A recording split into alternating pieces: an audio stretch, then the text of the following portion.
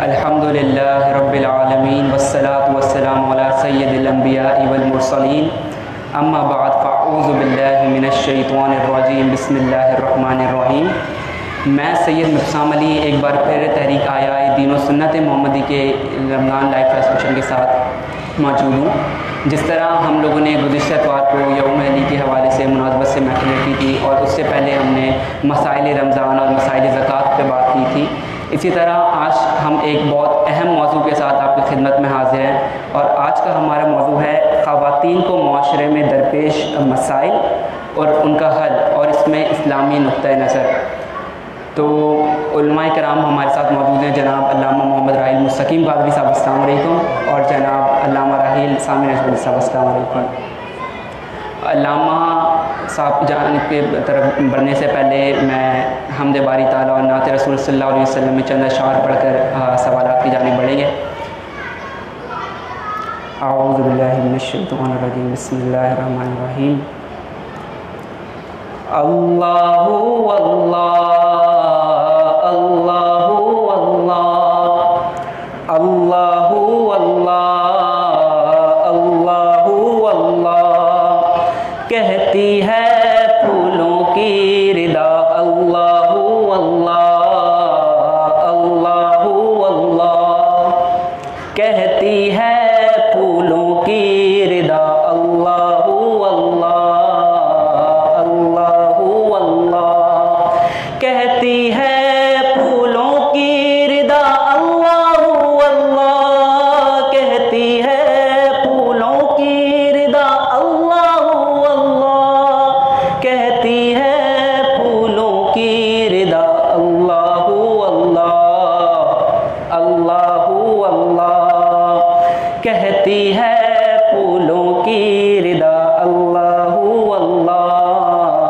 अल्लाहु अल्लाह कहती है फूलों की रिदा अल्लाहु अल्लाह कहती है फूलों की रिदा अल्लाहु अल्लाह अशजार के पत्तों ने कहा अल्लाहु अल्लाह अल्लाहु अल्लाह अल्लाहु अल्लाह अल्लाहु अल्लाह अल्लाहु अल्लाह बादल ने आसमां पर लिखा अल्लाहु अल्लाह अल्लाहु अल्लाह बादल ने आसमां पर लिखा अल्लाहु अल्लाह बादल ने आसमां पर लिखा अल्लाहु अल्लाह पर्वत के सितारों की रिदा अल्लाहु अल्लाह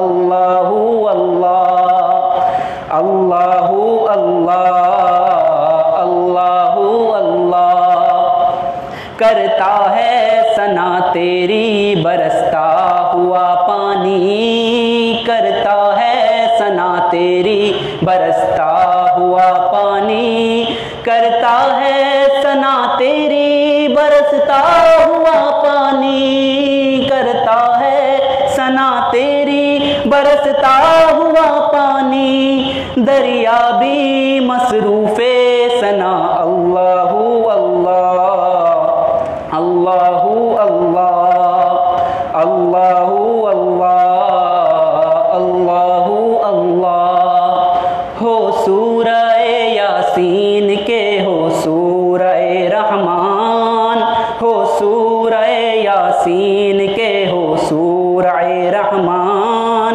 हो सूरह यासीन के हो सूरह रहमान कुरान के लफ्ज़ों की सदा अल्लाहु अल्लाह अल्लाहु अल्लाह अल्लाहु अल्लाह अल्लाहु अल्लाह।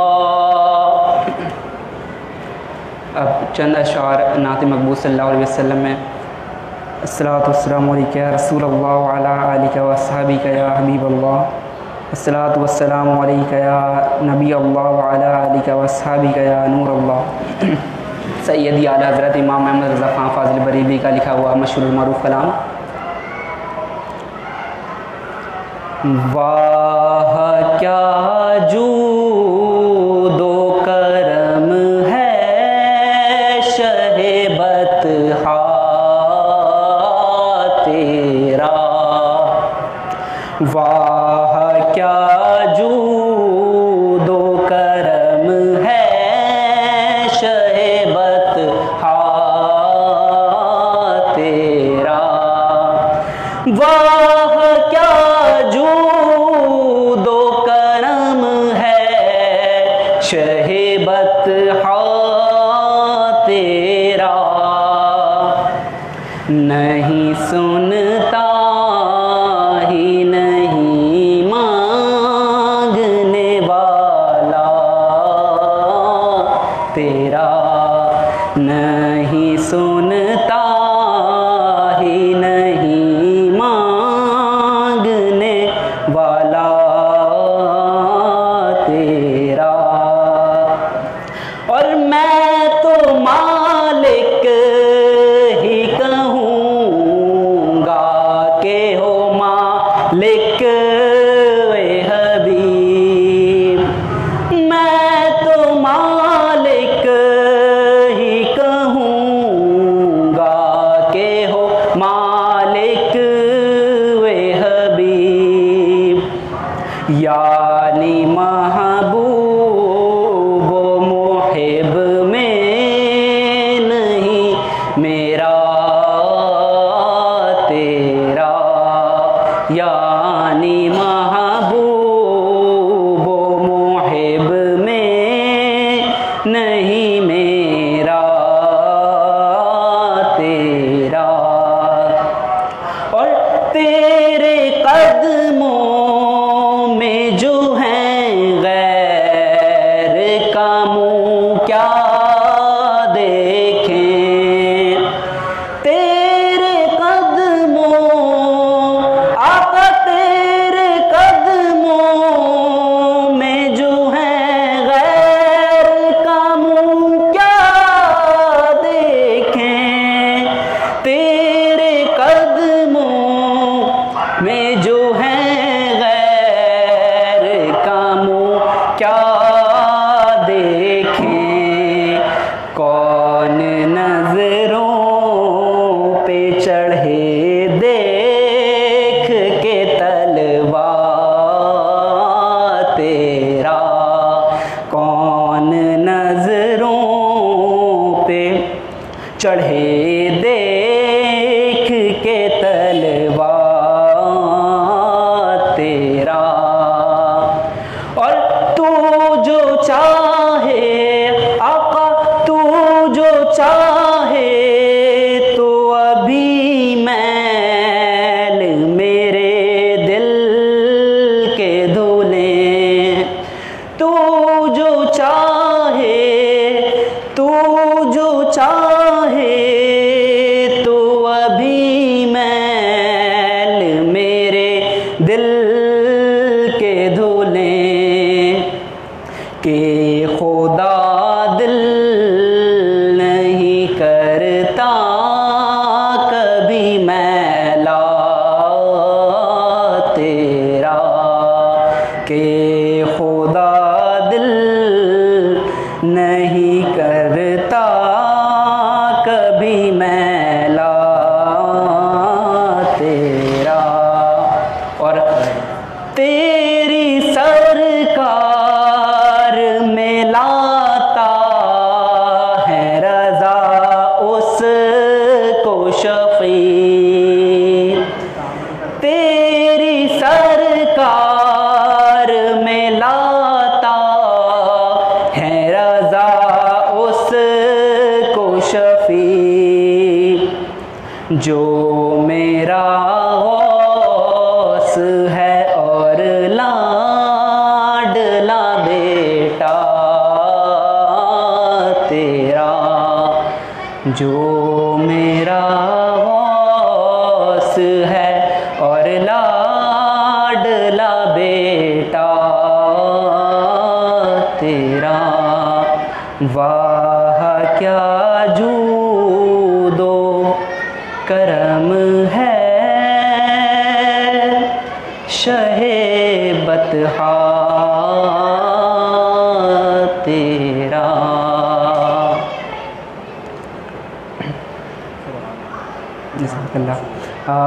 अब मैं अपने सवालात की जानिब बढ़ते, आज की टॉपिक के मुनासबत से सवालात जो हमारे पास आए थे उनकी जानिब बढ़ता हूँ।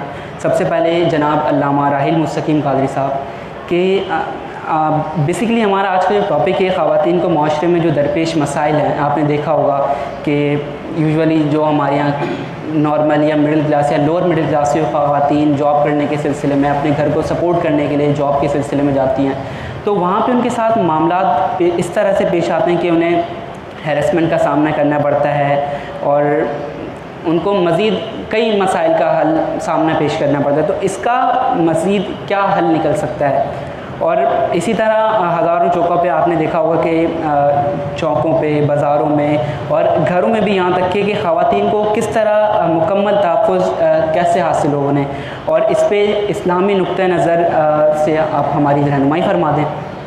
इसके अलावा एक आखिरी सवाल मैं आपकी नज़र ये करता हूँ कि ख़वातीन के इस्मत दरी के वाक़यात आपको पता ही होगा कि दुनिया भर में किस कदर बढ़ रहे हैं, बिलख़ुसूस पाकिस्तान में भी एक उनकी तादाद अच्छी खासी पाई जाती है। तो इनके मसाइल के हल कैसे और किन इस्लामी तालीमात से इनका ठहराव मुमकिन है? तो मैं आपसे इन सवालात के जवाब अर्ज़ करने की गुजारिश चाहता हूँ।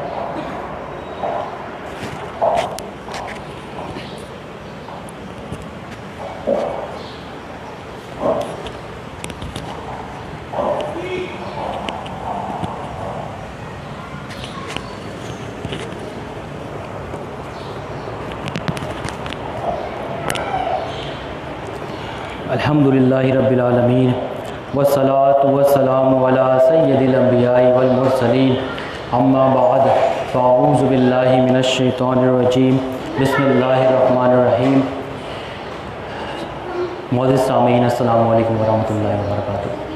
सबसे पहले तो मैं तहरीक आया-दीन सुन्नत और खुसूसन बिलखुसूस अल्लामा राहिल सानवी नक्शबंदी और उसामा साहब और इसके अलावा जो लोग वर्किंग कर रहे हैं कैमरे के पीछे, उन सब का शुक्रगुज़ार हूँ कि उन्होंने ये प्लेटफॉर्म हमें मुहैया किया और इस प्लेटफॉर्म से इस तरह के सेंसिटिव और ज़रूरत जो माशरे को आज जिन चीज़ों की ज़रूरत है उस तरह के टॉपिक के ऊपर कलाम हो रहा है।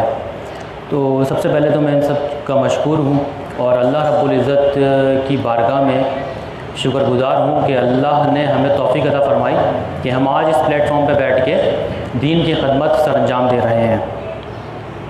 तो आपने पहला सवाल ये पूछा कि नॉर्मली ख़वातीन ऑफ़िस वगैरह में जाती हैं और तो उनको बहुत सारी पेचीदगियों का सामना है, हरासमेंट का सामना है और बहुत सारे मसाइल के दरपेश हैं।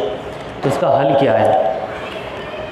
देखिए, कुरान मजीद फुरक़ान हमीद में अल्लाह रब्बुल इज़्ज़त ने इरशाद फरमाया, सूरह नूर आयत नंबर 30 और 31, अल्लाह ताला ने इरशाद फरमाया, कुल्लिल मुमिनीना युग़ुद्दू मिन अब्सारिहिम व यहफ़ज़ू फ़ुरूजहुम ज़ालिका अस्क़ा लहुम इन्नल्लाह ख़बीरुम बिमा यस्नऊन। ये सूरह नूर की आयत नंबर 30 है। अल्लाह रब्बुल इज़्ज़त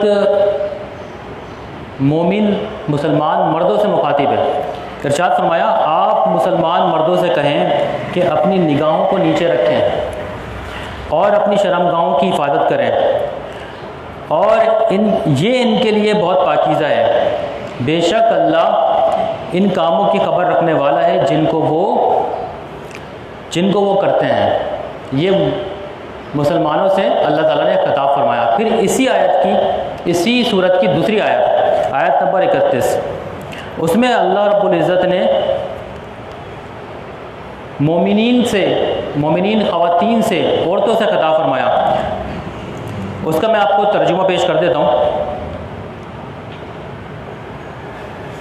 अल्लाह रब्बुल इज़्ज़त इरशाद फरमाता है, और आप मुसलमान औरतों से कहिए कि वो अपनी निगाहों को नीचे रखें और अपनी शर्मगाहों की हिफाजत करें और अपनी ज़ेबाइश को ज़ाहिर ना करें मगर जो ख़ुद ज़ाहिर हो, और अपने रुपट्टों को अपने गिरेबानों पर डाले रखें और अपनी ज़ेबाइश को सिर्फ़ अपने शौहरों पर ज़ाहिर करें और अपने बाप दादा पर या अपने शौहरों के बाप दादा पर या अपने बेटों पर या अपने शौहरों के बेटों पर या अपने भाइयों पर या अपने भतीजों पर या अपने भांजों पर या अपनी ख़वातीन पर या अपनी ममलूका बांदियों नौकरियों पर नौकरानियों पर या अपने इन नौकरों पर जिनको औरतों की शहवत ना हो या इन लड़कों पर जो औरतों की शर्म वाली बातों पर मुतला ना हो और अपने पाँवों से इस तरह से चलें जिससे इनके पाँवों की वो जीनत जाहिर हो जाए जिसको वो छुपाए रखती हैं। और ए मुसलमानों तुम सब अल्लाह की तरफ तौबा करो ताकि तुम फलाह पाओ। देखिए 2 आयत मुबारक पूरा वादे तौर पर बयान है सूरह नूर में। मैं तो अपने जितने भी अहबाब हैं और जो भी हमारे सुनने वाले हैं उनसे ज़रूर ये गुजारिश करूँगा कि सूरह नूर को अव्वल तक आखिर ज़रूर तर्जुमे के साथ पढ़ लें और अगर हो सके तो तफसीर पढ़ लें, क्योंकि इस सूरत के अंदर बहुत सारे इस तरह के अहकामात हैं। आपको जब ये सूरत पढ़ेंगे तो इस्लाम की हक़ानियत का पता चलेगा और पता चलेगा कि अल्लाह रब्बुल इज़्ज़त ने जो अहकामात हम पे नाजिल फरमाए हैं वो हमारे लिए कितने बेनिफिशियल हैं और इस्लाम की निगाह कहाँ तक है कि आज के दौर में जो वाक़यात रौनुमा हो रहे हैं उनका सदेबाप कर दिया अल्लाह ताला ने। तो देखिए पहली आयत मुबारका जो मैंने पढ़ी उसमें अल्लाह ने मुसलमान मर्दों से खिताब फरमाया, ख़वातीन से खिताब नहीं फरमाया। सबसे पहले मर्दों से खिताब फरमाया कि तुम अपनी निगाहों को नीचे रखो, तुम अपनी निगाहों को नीचे रखो। उसके बाद फिर ख़वातीन से खिताब फरमाया कि तुम अपनी ज़ेबाइश को अपनी आराइश को अपने शौहरों के लिए करो और जिन जिन महरम का इसमें ज़िक्र है कि इन महरम के ऊपर तुम ज़ाहिर कर सकती हो, इसके अलावा इससे बचते रहो और ना महरम के लिए अपनी ज़ेबाइश वगैरह से उनके सामने ज़ाहिर ना करो। तो देखिए मुखातिब कौन है? पहली वाली आयत में मर्द हज़रात हैं। तो हमें ये सोचना चाहिए हम क्या करते हैं, हमारा जो नज़रिया है वो क्या होता है, डायरेक्ट जाके ख़वातीन को बोलना शुरू कर देते हैं कि भाई आप ऐसे कर रही हैं, आप ऐसे कर रही हैं। सबसे पहले हम अपने बारे में सोचें, क्योंकि अल्लाह रब्बुल इज़्ज़त ने भी इसी तरह से हमें हुक्म फरमाया पहले अपनी निगाहों की हिफाजत करें और फिर अपनी शर्मगाह की हिफाजत करें। उसके बाद फिर दूसरा जो दर्जा है वो ख़वातीन के ऊपर आता है और वो इन सब चीज़ों को तदाबीर को अपनाएं। तो इसमें हिकमत देखें आप, एक मुख्तसर सी छोटी सी हिकमत पेश करूँगा आपके सामने कि मर्द हजरात, अगर मिसाल के तौर पर कोई शख्स है और वो कहीं बाहर जाता है, उसको कोई खातून ऐसी नज़र आती हैं कि जो बहुत खूबसूरत हैं और उनकी तरफ वो नज़र करता है, तो देखें उनकी अपने घर के अंदर जो वाइफ हैं, अब जब उसने यहाँ पे नज़र की, घर पे गया, जब घर पे जाएगा तो वाइफ बनाओ श्रृंगार करके उसके लिए बैठी हुई है, इन दोनों का आपस में हक वाबस्ता है, इन दोनों का आपस में हक वाबस्ता है। अब ये इसकी जो इंटेंशंस थी पहले वाली मोहब्बत थी वो पूरी नहीं हो पाएगी। क्यों? क्योंकि इसके जहन के अंदर कोई और आई है, क्योंकि इसने अपनी निगाहों की हिफाजत नहीं की, तो इसके जहन के अंदर कुछ और आ गया। हवा से खमसा जो हमारे होते हैं, जिनसे हम चीज़ों को इनहेल करते हैं, जिनसे सीखते हैं, जैसे मिसाल के तौर पर कोई चीज़ होती है, खाने की कोई चीज़ आई है आपके पास, तो आप सबसे पहले क्या करेंगे, उसको जैसे ही मुँह के करीब लेके आएंगे तो उसमें से एक फ्रेगनेंस आ रही होगी या स्मेल आ रही होगी, उससे आपको पता चलेगा कि आया कि ये ठीक है या नहीं है। उसके बाद फिर आपका उसका जायका लेंगे, फिर आप उसको अगर अच्छा जायका हो तो खा लेंगे, वरना तो आप उसको रहने देंगे, छोड़ देंगे। तो अल्लाह ताला ने इन्हीं हवा से खमसा से कंट्रोल बताया है कि जब तुम देखोगे, बदनिगाही करोगे, तो फिर क्या होगा, वो तुम्हारे जहन के अंदर तुम्हारे जहन को ख़राब करेंगी चीज़ें, तुम्हारे ख्यालात को ख़राब करेंगे, तुम्हारे ख्यालात फरसूदा होंगे तो तुम क्या कर, तुम गुनाहों की तरफ बढ़ोगे, फिर तुम्हारे जहन के अंदर फासिद ख्यालात आएंगे, फिर तुम अपनी ख्वाहिशात को, अपने नफ्स की ख्वाहिशात को पूरा करने के लिए गलत तरह के ज़राए अपनाओगे। तो यहाँ पे पहले ही सदेबाप कर दिया और निगाहों को नीचे रखने का हुक्म दे दिया। तो हिकमत में आपको ये बता रहा था, जब ये अपने घर पे जाएगा तो इनका आपस में हक वाबस्ता है। जिस तरह से मोहब्बत से इसे अपनी वाइफ को देखना चाहिए, वो मोहब्बत ये दे नहीं पाएगा। फिर क्या होगा कि इनके जो दरमियान पहले वाली जो चीज़ थी वो नहीं रहेगी। जब पहले वाली चीज़ नहीं रहेगी तो ऑटोमेटिकली घर के अंदर फसादात शुरू हो जाएंगे, घर के अंदर बिगाड़ शुरू हो जाएगा। उससे क्या होगा, एक घर के अंदर जैसे बिगाड़ शुरू होगा, इससे आप अंदाज़ा लगा लें ये तमाम घरों के अंदर जब बिगाड़ शुरू होगा तो क्या पूरा मुआशरा नहीं ख़राब हो जाएगा, क्या पूरा मुआशरा नहीं बिगड़ जाएगा। तो यही होता है, इसीलिए अल्लाह ताला ने पहले ही फरमा दिया है मुसलमानों को कि तुम अपनी निगाहों को नीचे रखो, ताकि मुआशरा बिगाड़ की तरफ जाए ही नहीं। हमारे यहाँ इस तरह से नहीं होता। लोग क्या करते हैं कि ज़्यादा की हवस में जो हासिल का लुत्फ़ होता है उसको भी छोड़ देते हैं। जो आपको हासिल है वो अल्लाह ताला ने आपको दिया है, हलाल है आपके लिए, आप उसको वो उसके अंदर इन्माक करें, उसके अंदर सारे मामलात देखें। एक हदीस में पेश कर दूं, उसके बाद फिर मज़ीद इसको आपका जो क्वेश्चन है इसके आंसर को एलिब्रेट करूंगा। हदीस मुबारका ये हदीस है सही बुखारी की। हज़रत फ़ज़ल बिन अब्बास को नबी करीम सल्लल्लाहु अलैहि वसल्लम ने अपने साथ सवारी पे सवार किया, अपने पीछे बिठा लिया। ये बहुत खूबसूरत है। ये 10 ज़िलहिज्जा का वाक़या है। तो 10 ज़िलहिज्जा को नबी करीम सल्लल्लाहु अलैहि वसल्लम के पास लोग आए और उनसे मुख्तलिफ़ किस्म के हुजूर से सवालात शुरू किए। एक खातून आई और वो हुजूर से सवाल करने लगी। वो खातून बहुत खूबसूरत थी। ये नबी करीम सल्लल्लाहु अलैहि वसल्लम के साथ सवारी में पीछे बैठे हुए थे, तो ये उनकी तरफ देखने लगे, मुतवज्जह हो गए। हुजूर पीछे मुड़े और हुजूर ने देखा कि हज़रत फ़ज़ल बिन अब्बास उनकी तरफ देख रहे हैं। आपने उनकी थोड़ी पकड़ के चेहरे को घुमा दिया, उनकी निगाह को हटा दिया उनकी तरफ से। क्यों? क्योंकि यही चीज़ थी जो बिगाड़ का बाइस बनती। तो बेसिकली जो चीज़ें बिगाड़ का बाइस बन रही होती हैं हमारे लिए, वो इसी तरह की चीज़ें होती हैं, जिसके बाद फिर इंसान आगे बढ़ता है और माशरे के अंदर तबाही और बर्बादी हो जाती है। ख़वातीन को ऑफ़िस में जो मामला दरपेश होते हैं, देखिए उसके अंदर सबसे पहले तो जो भी हमारे उर्फ़ के अंदर जो मामलात हैं, अगर आप देखें हमारे उर्फ़ में जो ख़वातीन बाहर निकलती हैं अपने घर से, वो बहुत ज़्यादा ज़रूरत के बायस निकलती हैं। नॉर्मली ऐसा नहीं होता है कि शौक़ में लोग बाहर निकलना है। 1 या 2% शायद कोई ऐसी खातून आपको मिले जो शौक़ में अपने घर से बाहर निकल रही होंगी, वरना ऐसा नहीं होता। बहुत ज़्यादा ज़रूरत होती है, उसके बाद फिर वो घर से बाहर निकलती हैं।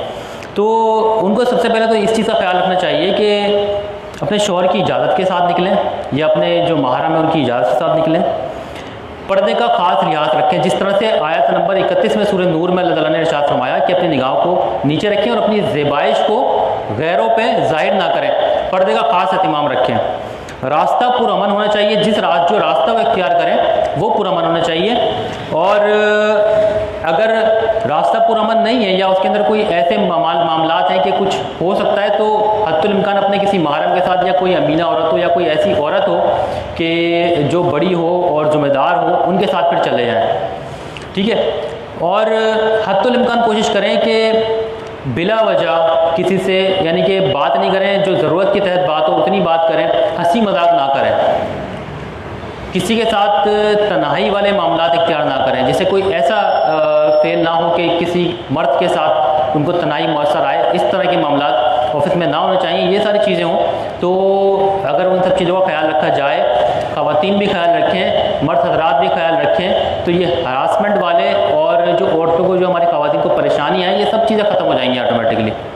और जो हमारी बहनें जो ज़रूरत के तहत बाहर निकलती हैं, वो भी अपनी ज़रूरत पूरी करके अपने घर में बासानी आ जाएंगी। तो इसमें दोनों का किरदार है, क्योंकि माशरा जो सोसाइटी बनती है वो मर्द और औरत दोनों से बनती है। मर्द को भी इस अपनी जो जिम्मेदारियां हैं, जो अल्लाह रब्बुल इज़्ज़त ने बताई हैं जिम्मेदारियां, वो प्लस ये कि ख़वातीन की जो जिम्मेदारियां हैं वो उनको अच्छी तरह से निभाएं, अच्छी तरह से उनको अपनाएं और पूरी तरह से उसके ऊपर गामादा रहें, तो इंशाअल्लाह ताला इस तरह के जो मामलात हैं वो ख़त्म हो जाएंगे। अच्छा, दूसरा आपने सवाल किया चौकों वगैरह पे ख़वातीन हमारी जब जाती हैं तो उनको दरपेश होते हैं मसले मसाइल, यही सवाल था। तो दोबारा ज़रा सवाल दोहराइएगा अपना। बाज़ारों, चौकों और घरों में ख़वातीन मुकम्मल तहफ़्फ़ुज़ किस तरह हासिल कर सकती हैं? मुकम्मल तहफ़्फ़ुज़ चौकों वगैरह पे घरों में, बाज़ारों में किस तरह तहफ़्फ़ुज़ हासिल कर सकती हैं? देखिए, एक हदीस मुबारक है, हज़रत अबू खज़री बयान फरमाते हैं कि नबी करीम सल्लल्लाहु अलैहि वसल्लम ने फरमाया सहाबा कराम से कि तुम रास्ते में ना बैठा करो, रास्ते में बैठने से बचो। तो सहाबा कराम ने अर्ज़ की कि या रसूल अल्लाह कि हम अगर रास्ते में ना बैठें तो हम क्या करें, यानी कि हमें अपनी बातों के लिए यहीं बैठना पड़ता है, रास्तों में बातें करने के लिए हम यहीं बैठते हैं, रास्तों में बैठते हैं। तो हुज़ूर ने फरमाया अगर तुम्हें बहुत ज़्यादा ज़रूरत हो तो तुम रास्ते का हक़ अदा करो। सहाबा ने अर्ज़ की या रसूल अल्लाह रास्ते का हक़ क्या है?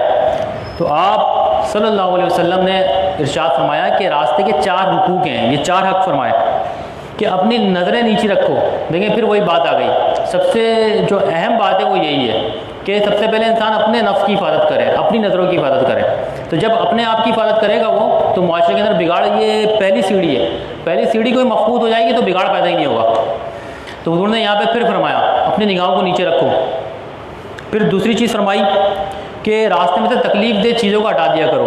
तीसरी चीज़ फरमाई कि सलाम का जवाब दिया करो। और चौथी चीज़ फरमाई कि नेकी का हुक्म दो और बुराई से रोको। तो अगर जो लोग रास्ते में बैठते हैं वो नबी करीम सल्लल्लाहु अलैहि वसल्लम की इस हदीस पे अमल करना शुरू कर दें, तो आप यकीन करें इस तरह के मामलात दरपेश ही नहीं होंगे, ना बाज़ारों में इस तरह के मामलात दरपेश होंगे। हमारे यहाँ तो मसला ये है कि लोग अपना माइंड सेट करके जाते हैं कि माज़ अल्लाह खुदा ना खास्ता इस तरह की छेड़छाड़ करेंगे और इस तरह से लोगों को नुकसान पहुँचाएंगे। उनको ये सोचना चाहिए कि अगर जो खातून उनकी हिरासमेंट का निशाना बन रही है या उनके बातों का या उनकी किसी भी किस्म की हुटिंग का निशाना बन रही है, उसकी जगह उनकी बहन हो या उनकी बहन बाहर निकली हुई हो और कोई उसके ऊपर इस तरह की बातें कसे, तो क्या वो बर्दाश्त कर लेगा? जब ये बर्दाश्त नहीं करेगा तो ये तुम जिसके ऊपर कर रहे हो वो भी किसी की बहन है, तो वो कैसे बर्दाश्त कर लेगा? और सबसे बड़ी चीज़ ये कि तुम अल्लाह के रसूल को क्या मुँह दिखाओगे, तुम अल्लाह को क्या मुँह दिखाओगे कि अल्लाह और उसके रसूल जिस चीज़ का मना कर रहे हैं, तुम अपने आप को मुसलमान कहते हैं, हम अपने आप को मुसलमान कहते हैं, और अगर हम ही इस तरह की चीज़ें करना शुरू कर देंगे और अल्लाह और उसके रसूल के अहकामात की धज्जियाँ उड़ा देंगे तो माशरे के अंदर बिगाड़ तो पैदा होगा। तो माशरे के अंदर बिगाड़ ना पैदा हो और माशरे के अंदर हमआहंगी पैदा हो और माशरा एक सही सिमत में चले, उसके लिए ज़रूरी है कि हम अल्लाह और उसके रसूल के अहकामात की पासदारी करें, पाबंदी करें। तो इस हदीस से हमें ये सबक मिलता है कि हम अगर चौकों पे बैठने की ज़रूरत पेश आ भी रही है, जैसे हुज़ूर ने फरमाया अगर ज़रूरी है तो फिर इस तरह करो, वरना तो बैठने के लिए ही मना फरमा दिया। कि आज की ज़िंदगी का आज का जो दौर है, आप देखिए बहुत पुरफतन दौर है और बहुत फास्ट दौर है। इंसान पहले जो लोग एक शख्स कमाता था और 4 लोग बैठ के खाते थे, आज वो दौर ख़त्म हो चुका है। आज इंडिविजुअली हर किसी को मेहनत करना पड़ती है, फिर जाके घर के मामला चलते हैं। तो इस दौर के अंदर बाहर चौकों से मैं अपने नौजवानों से रिक्वेस्ट करूँगा कि चौकों पे बैठ के अपना टाइम को ज़ाया ना करें, इंटरनेट के ऊपर आएँ, अच्छी अच्छी चीज़ें हैं वो सीखें, अपने घर वालों का साथ दें, अपने लिए भी जो स्किल्स हैं उसको डेवलप करें, अपने घर वालों का साथ दें, मुआशरे का, सोसाइटी का साथ दें, अपने मुल्क के अंदर कुछ इसका साथ दें। क्योंकि जब वो कोई मेहनत करेंगे, कोई स्किल सीखेंगे, कुछ करेंगे, आगे बढ़ेंगे, तो क्या होगा कि एक मुआशरा पूरा हमारा पूरा कंट्री आगे बढ़ेगा। तो मेरी ये रिक्वेस्ट है कि नौजवानों से भी कि उन सब चीज़ों को समझें और नबी करीम सल्लल्लाहु अलैहि वसल्लम की हदीस मुबारक के ऊपर गौर व फिक्र करें। तीसरा सवाल आपने पूछा कि दुनिया भर में ख़वातीन की असमत दरी के वाक़यात बढ़ते जा रहे हैं, उसकी किस तरह से इसकी रोकथाम की जा सकती है? देखिए दुनिया के अंदर जो ट्रेंड है ना, यहूद और नसारा ने जिस तरह से माइंड डेवलपमेंट और माइंड ये समझ लें स्पॉइल करने की कोशिश की है लोगों की, मुआशरों की, वो आपके सामने है। ख़वातीन को मर्दों के बराबर ला के खड़ा करने की कोशिश की एक तरीके से, ठीक है। जबकि अगर आप गौर व फिक्र करें, औरत और मर्द की तख्लीक में फ़र्क है, ठीक है। जैसे औरत एक माँ बन सकती है, औरत माँ बन सकती है, मर्द माँ नहीं बन सकता। इसी तरह से औरत सख्त जान नहीं है, औरत का नाजुक मिजाज है। आदमी मर्द का नाजुक मिजाज नॉर्मली नहीं होता, सख्त मिजाज होते हैं मर्द। इसी तरह से औरत के अंदर अल्लाह ने हसासियत का मादा रखा है, मर्द के अंदर हसासियत का मादा नहीं है। इसी तरह से आप देखें औरत और मर्द के शरई तकाज़ों में भी फ़र्क है। जैसे शरई तकाज़े देख लें आप, जैसे औरत से बाजमात नमाज का तकाज़ा नहीं होता कि भाई बाजमात नमाज मसाजिद में आके अदा करें, लेकिन मर्द से तकाज़ा है कि नमाज पढ़ेगा, बाजमात नमाज पढ़ो और मस्जिदों में आके नमाज अदा करो। इसी तरह से दाढ़ी है, और औरतों की नहीं आती, मर्दों की आती है, तो मर्दों से तकाज़ा हुआ कि भाई मर्द रखें। क्योंकि अगर देखें, मैं उस नज़रिए से बात कर रहा हूँ कि अगर बराबरी की बात करें तो फिर यहाँ पे भी बराबरी होनी चाहिए, तो यहाँ तो बराबरी नहीं हो रही। इसी तरह से देखें कि एतिकाफ़ के मामलात हैं, मसाजिद में मर्द हज़रात को कहा जाता है कि और उनके ऊपर ये फ़र्ज़ किफ़ाया है कि आके एतिकाफ़ करें, ख़वातीन से इसकी पूछताछ नहीं होती। तो इस चीज़ को समझें।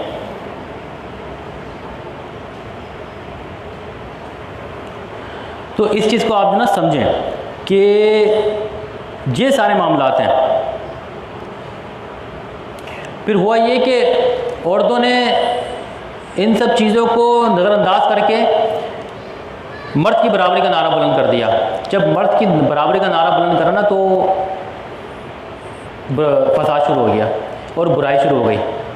और ये सारा जो ट्रेंड है ये हम मशरिक़ से नहीं है बल्कि ये मगरिब से आया है, और ये वहाँ से यहूद और नसारा की साजिशें हैं कि उन्होंने यहाँ पे इस ट्रेंड को लेके आए। और ये समझ लें बिल्कुल इस तरह से है कि एक घूंगा, जब हम शिकार करते हैं मछली का तो हम घूंगा लगा के और मछली को डालते हैं, वो घूंगा मछली को फ्री ऑफ कॉस्ट मिलता है।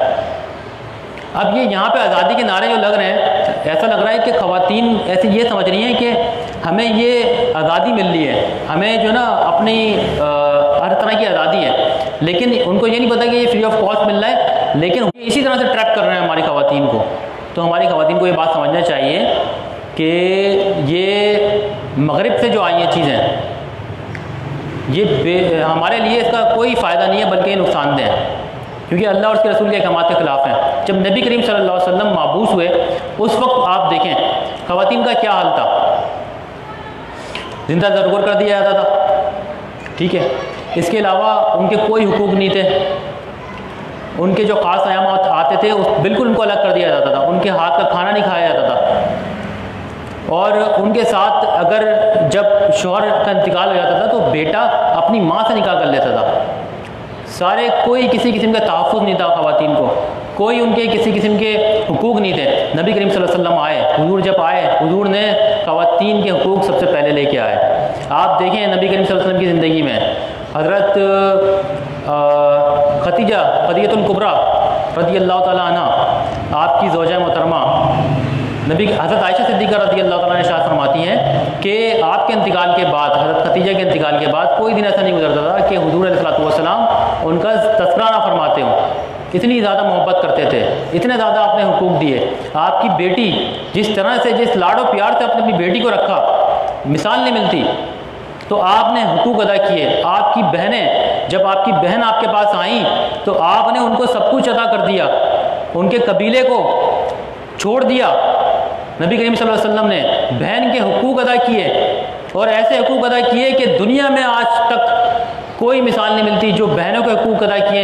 इवन कि आप ख़वातीन के बारे में, माँ के बारे में उठा के देख लें, बहन के बारे में उठा के देख लें, ज़ौजा के बारे में उठा के देख लें, बेटी के बारे में उठा के देख लें, जो हुकूक इस्लाम के अंदर हैं पूरी दुनिया के अंदर किसी मज़हब में नहीं है। पूरी कौमों के अंदर, दुनिया में जितनी कौमें राइज हैं, किसी कौम के अंदर इस तरह के हुकूक राइज नहीं हैं। तो अगर हम इन सब चीज़ों को समझें तो हमें पता चलेगा, अगर हम इन सब चीज़ों को समझें और अपने आप को और अपने जो माहौल है, अपना जो मुआशरा है, उसको इस राह के ऊपर लेके चलें और हुकूक सबके अदा करें, तो ऑटोमेटिकली ये सारी चीज़ें ख़त्म हो जाएंगी। एक और चीज़ मैं आपको बताऊं, देखिए कीमती चीज़ जो होती है ना, कीमती चीज़, कभी ऐसा हुआ है कि आपने अपनी तिजोरी में से सोने के बहुत सारे बिस्किट उठाए या पैसे उठाए और अपने घर के बाहर ला के रख दिए? ऐसा हुआ है? नहीं हुआ। क्यों? क्योंकि कीमती चीज़ें आप उसको तहफ़्फ़ुज़ के अंदर महफूज करके रखते हैं। अगर आप उसको करेंगे, बाहर रख देंगे, होगा क्या? चोर आ जाएंगे, डकैत आ जाएंगे। चोर डकैत आने के साथ साथ जो नॉर्मल जो लोग चल रहे हैं उनकी नीयतें भी ख़राब होना शुरू हो जाएंगी। वो भी आके अच्छे खासे लोग कोई की नीयतें ख़राब होना शुरू हो जाएंगी, वो आके आपका माल उठा के लेना शुरू कर देंगे, आपका कीमती माल है। तो इसी तरह से ख़वातीन जो हैं ये हमारे कीमती असासे हैं, इस्लाम का कीमती असासा है। इनको तहफ़्फ़ुज़ फराहम किया है, इनको पर्दे का कहा है, इनको कहा है कि बिला उज़ुर, बिला वजह अपना जो चेहरा है, अपनी जो ज़ेब व आराइश है, वो किसी के सामने ज़ाहिर ना करें। उसकी वजह ये कि चोर और डकैत मुआशरे के अंदर घूम रहे हैं और मगरिब ने ये तहैया किया हुआ है कि किसी ना किसी तरह से मुआशरे के अंदर बिगाड़ पैदा करें। जब ये सारी चीज़ें होती हैं, यानी कि इस्लाम के ख़िलाफ़ मामलात होते हैं, ख़वातीन इन सब चीज़ों की पासदारी नहीं करती, तो फिर ऑटोमेटिकली असमत दरी और ये सारे मामलात सर गर्म हो जाते हैं, बाज़ार गर्म हो जाता है और इस्लाम का जो एक तरीका है वो दब जाता है और उसके मुआशरा जो है वो बिगाड़ पैदा हो जाता है मुआशरे में। तो मुआशरे के अंदर बिगाड़ को रोकने के लिए ज़रूरी है कि हम इसको इस तरीके से लेके चलें।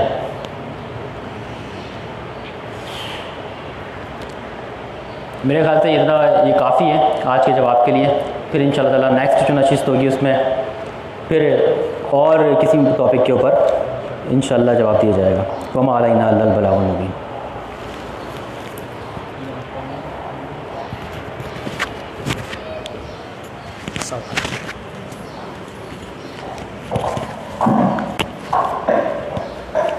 माशाल्लाह आपने बहुत खूबसूरत जवाब और हमारी रहनुमाई फरमाई। अल्लाह ताला आपके इल्म में मज़ीद बरकत अता फरमाए।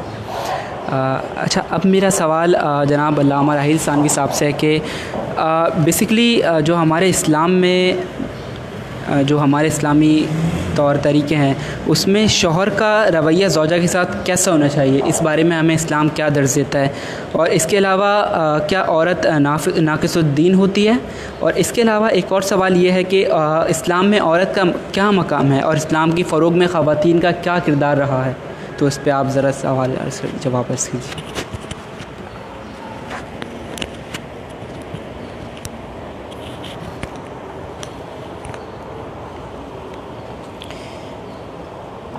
बिस्मिल्लाहिर्रहमानिर्रहीम अल्हम्दुलिल्लाहि रब्बिल आलमीन। आप तमाम अहबाब का शुक्रिया पहले मैं अदा करता हूँ इस ट्रांसमिशन के लिए कि आपने इस अहम तरीन टॉपिक पर, बहुत अहम तरीन टॉपिक है, हमारी जो ख़वातीन हैं इस टॉपिक पर जब उलमा गुफ्तगू नहीं कर रहे, ये उलमा की ज़िम्मेदारी थी, जो दीनी जमातें हैं उनकी ज़्यादा ज़िम्मेदारी है, लेकिन वो अपना फ़रीज़ा अदा नहीं कर पा रहे। तो फिर क्या हो रहा है कि ख़वातीन जो हैं वो लिबरलिज़म की तरफ जा रही हैं, ऐसी तहरीकों की तरफ जा रही हैं। जैसे अभी हमने देखा आज़ादी मार्च, उसमें क्या वबाल हुआ है औरत के नाम पर, लेकिन औरत के हुकूक़ की बात नहीं हो रही। आज़ादी मार्च औरत के लिए है, लेकिन उसमें औरत के हुकूक़ पे बात ही नहीं है। तो ये क्यों हो रहा है? क्योंकि हम लोग जो दीनी तबका है थोड़ा कमज़ोर है इस मामले में।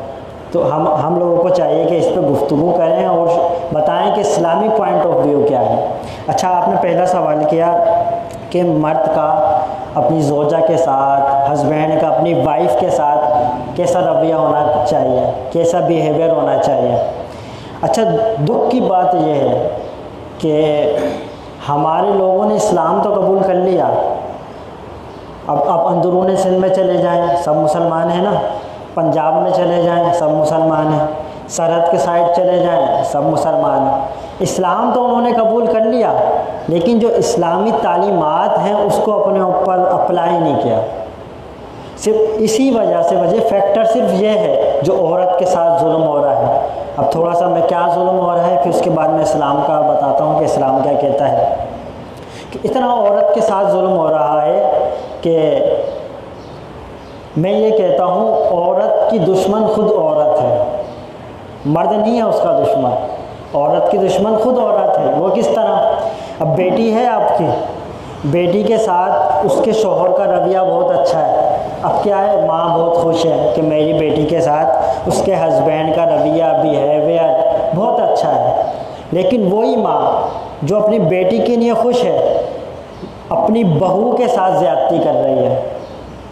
अपनी बहू के साथ वो रवैया नहीं रख रही जो वो चाहती है कि उसकी बेटी के साथ रखा जाए। मिसाल के तौर पर काम के लिए शौहर हाथ बंटवाता है उसकी बेटी का जो शौहर है, लेकिन अगर यही काम उसकी बहू के साथ उसका अपना बेटा कर ले जो उसका हस्बैंड है, तो क्या कहा जाता है, तुम तो अपनी बीवी के ग़ुलाम बन गए। तो ये जो सोच है ना कि औरत की दुश्मन है। बहुत सारे वाक़े आते हैं। एक वाक़या मेरे पास ये आया कि जवान थे, शादी कर ली लड़के ने लड़की ने। अब वो जो बच्ची थी 18 साल की उसकी एज थी, क्या एज होती है, अब वो बच्ची अपने सास के कदमों में गिर के माफ़ी मांग रही है कि आप रज़ामंद हो जाएं और कबूल कर लें। लेकिन वो सास जो औरत है वो कबूल नहीं कर रही। उस लड़की का पीछे कोई भी नहीं है, ना माँ है ना भाई है, कोई भी नहीं।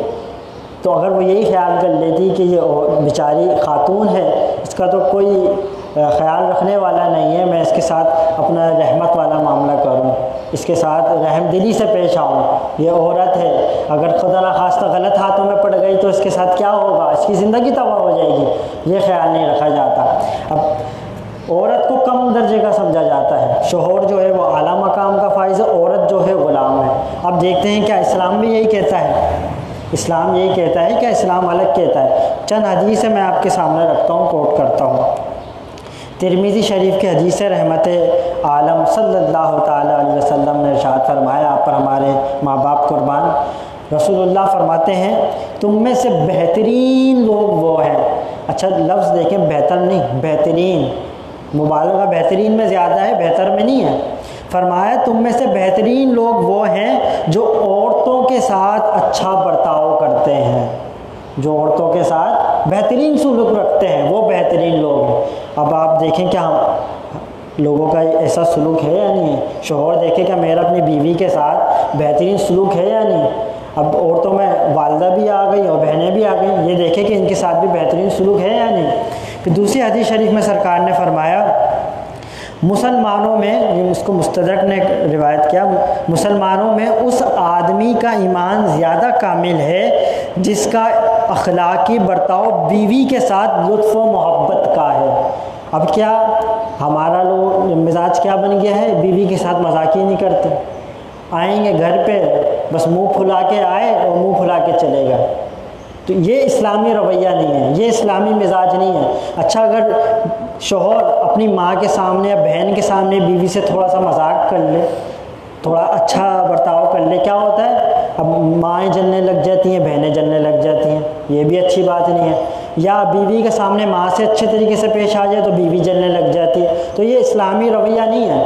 औरत ही को औरत का तहफ़्फ़ुज़ करना होगा, औरत की दुश्मन ना बने। तो फरमाया यानी कामिल ईमान वाला वो है जो अपनी बीवी के साथ लुत्फ़ व मोहब्बत का रवैया रखे। एक और हदीस शरीफ में कोट करता हूँ, यहाँ ये बुखारी की है, तुम में से कोई शख्स अपनी बीवी को इस तरह ना पीटे जिस तरह ग़ुलाम को पीटा जाता है। आप देखें अंदरून सिंध में क्या हो रहा है, अंदरून पंजाब में क्या हो रहा है। औरत क्या है, औरत की कोई इज़्ज़त नहीं है। जो शहरों में ख़वातीन की फिर भी इज़्ज़त है, इनको इज़्ज़त की निगाह से देखा जाता है, अच्छी तरबियत की जाती है, गलत मजाक में इनको नहीं लाया जाता। लेकिन पंजाब साइड जाएं, अंदरून सिंध जाएं या और देही इलाकों में जाएं तो बहुत बुरा हाल है।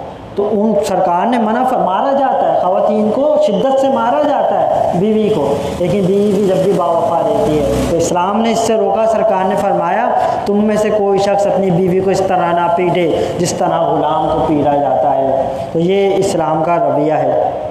अब सरकार का तर्ज़ अमल में पेश करता हूँ सल्लल्लाहु ताला अलैहि वसल्लम। अम्मा आयशा सिद्दीक़ा, उन्हीं से ये रिवायत है, कहती हैं एक दफ़ा क्या हुआ, अब कुछ एक मजहबी तबके में भी बाज़ लोग बहुत ज़्यादा शिद्दत पे चले गए पर्दे के मामले में।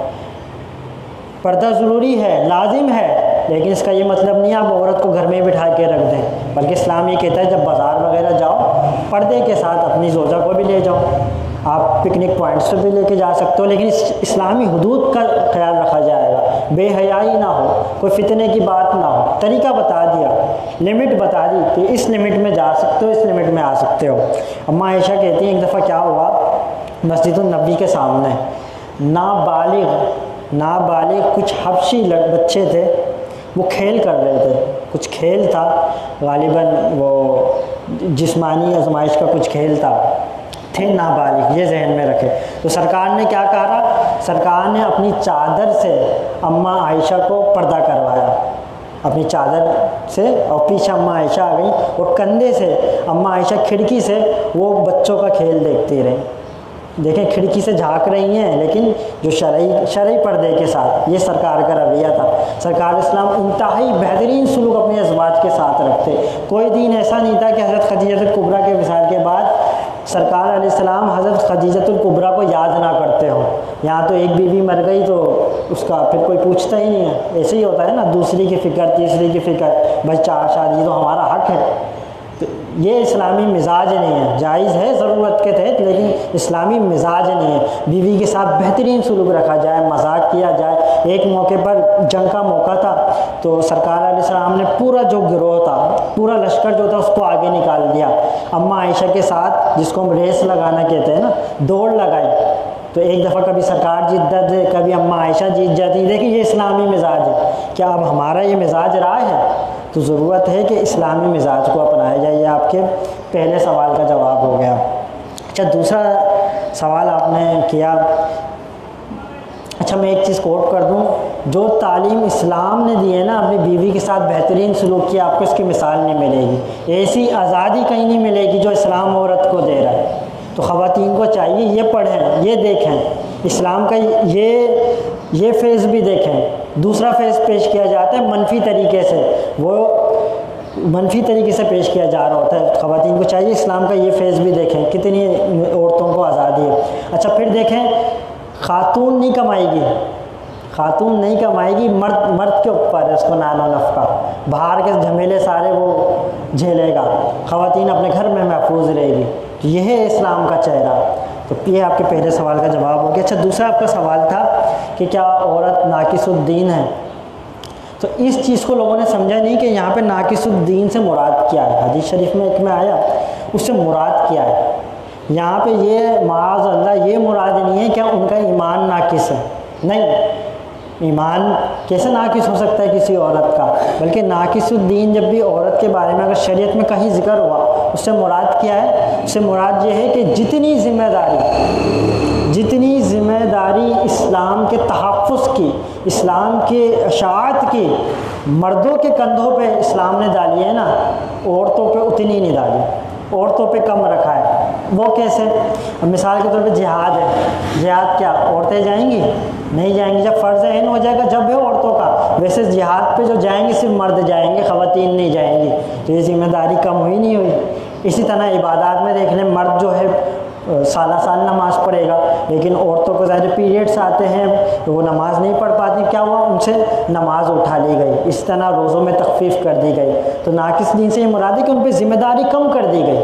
इसी तरह जैसे कमाने की, रोज़गार की आती है तो क्या शोहर कमाएगा, औरत क्या है अपने घर पे रहेगी। अब बाहर कमाना कितना मुश्किल है, हम सब जानते हैं, कितने मसाइल होते हैं, कितने इश्यूज़ होते हैं, कितने लोगों का रवैया कैसा होता है। औरतों को इन सब से महफूज कर दिया, घर में रह के आराम से बिल्कुल शहज़ादी की तरह रहे। यही है ना, हमारी ख़वातीन शहज़ादी की तरह रहती हैं। आप इसके बरक्स यूरोप में चले जाएँ, क्या है, औरत को कमाना भी है, सारे ज़माने के झमेले भी उनको भी फेस करना है, लोगों का बद बिहेवियर उसको भी फेस करना है, फिर घर पे आना है तो खाना भी पकाना है। सही है। अगर शोहर के साथ जिम्मेदारी बांटती तो एक दिन हस्बैंड पकाएगा, एक दिन वाइफ पकाएगी। तो इस्लाम ने क्या करा, इस्लाम ने औरत के साथ कितनी नरमी कर दी। सही है। तो इसी तरह और मामलात हैं। तो नाकिसुद्दीन से ये मुराद नहीं कि उसका ईमान कम है, बल्कि उस पर ज़िम्मेदारी कम रखी गई है, ये मुराद है। अच्छा, आप तीसरा आपका सवाल ये था कि औरत का इस्लाम में क्या किरदार है। औरत का इस्लाम में क्या किरदार है। देखें, इस्लाम की जब तबलीग शुरू हुई तो सबसे पहले सरकार की पुश्त पे आप देखें कौन नज़र आता है, हज़रत खदीजतुल कुबरा रज़ियल्लाहु अन्हा। आती है नहीं आती? सरकार की मुकम्मल सपोर्ट करी उन्होंने, उनकी सपोर्ट से इस्लाम फैलना शुरू हुआ। सरकार की उन्होंने मदद करी, खिदमत में इस्लाम की हिस्सा लिया। तो देखें सरकार के साथ कौन नज़र आया, हज़रत खदीजतुल कुबरा रज़ियल्लाहु अन्हा आती। फिर देखें कसरत से हदीस सैया किससे रिवायत है, अम्मा आयशा सिद्दीक़ा 2000 से भी ऊपर हैं, बुखारी में भी आ रही हैं, मुस्लिम में भी आ रही हैं, सियासत में भी आ रही हैं। आप देखें कसरत से अम्मा आयशा, जब सहाबा बड़े बड़े फ़ुक़हा जो फतवा दिया करते थे, जब किसी मसले में फंस जाते अम्मा आयशा सिद्दीक़ा की बारगाह में हाजिर हो जाते, फिर उनके सामने मसला पेश करते, आप बताते हैं ये है शरई मसला। तो ये क्या, ये है औरत का किरदार। तो इस्लाम ये नहीं कहता कि औरत बस घर में बैठ जाए, कोई काम नहीं कर सकती, बल्कि जो शरई हुदूद है उसमें रहते हुए भरपूर तरीके से वो दीन इस्लाम की खिदमत सर अंजाम दे सकती है, और ख़वातीन देती आई हैं। आपको दीन इस्लाम में मुफस्सिरा भी मिलेंगी। अभी हाल करीब में मुफ्ती आरिफ शाह ओवैसी जो है, उनकी वालदा हज़रत रुकैया रहमतुल्लाह अलैहा पहली इस्लाम की मुफस्सिरा ख़ातून है। तो इस्लाम इससे नहीं रोकता, औरत भरपूर तरीके से खिदमत कर सकती है, लेकिन तरीक़ेकार बता दिया। क्यों? ताकि फ़ितना पैदा ना हो, फ़साद पैदा ना हो, औरत का तहफ़्फ़ुज़ बरकरार रहे। तो ये है इस्लाम का मजाज। उम्मीद करता हूँ आपके तीनों सवालों का जवाब हो गया होगा। अब हम अल्लामा साहब से गुजारिश करते हैं, टाइम कम है, जैसे कि अल्लामा साहब फरमा रहे हैं, तो नाज़रीन बस दुआ का वक्त है, दुआ करते हैं अल्लाह ताला इस नशिस्त को कबूल फरमाए। दुआ के लिए हाथ उठा लें। अल्लाहुम्मा अंतस्सलाम व मिनकस्सलाम व तबारक या ज़ल जलाली वल इकराम समीना व अताना ग़ुफ़रानक रब्बना व इलैकल मसीर। अल्लाहुम्मा ग़फ़िर वरहम व अंता खैरुर राहिमीन। या अल्लाह इस नशिस्त को मौला अपनी कसीर मखलूक के लिए मौला नफ़ा बख्श बना, इसको हमारे लिए सदका जारिया बना। या रहमान राहिमीन, ख़वातीन के जो हुकूक़ है मौला, ख़वातीन के हुकूक़ अदा करने की इस उम्मत को तौफ़ीक़ अता फ़रमा। या रहमान राहिमीन, ख़वातीन की असमतों की हिफाजत फ़रमा। या रहमान राहिमीन, हमारी माओं बहनों पर अपनी ख़ास रहमतों का नुज़ूल फ़रमा। जब तबे वापसी हो या अल्लाह, ला इलाहा इल्लल्लाह मुहम्मदुर रसूलुल्लाह सल्लल्लाहु तआला अलैहि वसल्लम।